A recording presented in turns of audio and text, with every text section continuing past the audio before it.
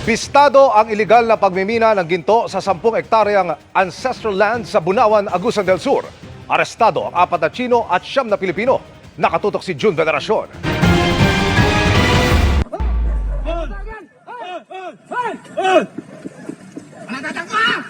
Nagpulasan ang mga dinatnan ng pulisya sa bahaging ito ng Bunawan, Agusan del Sur, kung saan nakumpirma ng PNP-CIDG na may iligal na pagmimina ng ginto. Oy, daba! Daba ka na! Daba!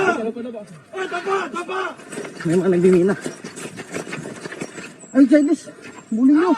4 na Chinese at 9 na Pinoy ang arestado.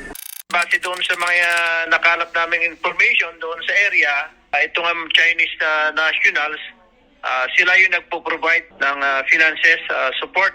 Masasabi natin na sila yung financer. 2 buwan na ang iligal na pagmimina sa tinatayang 10 hektaryang ancestral land. Malaki yung operation eh. Kasi pati yung mga punong kahoy doon is pinuputol na, then gumagamit sila ng heavy equipment. Malaking pinsala sa bundok at ilog ang nakita ng mga otoridad na dulot ng illegal mining.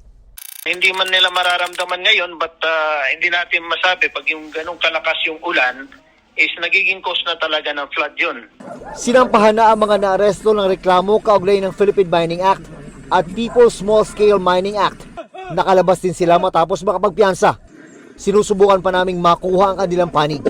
Para sa GMA Integrated News, June Veneracion, Nakatutok, 24 Oras.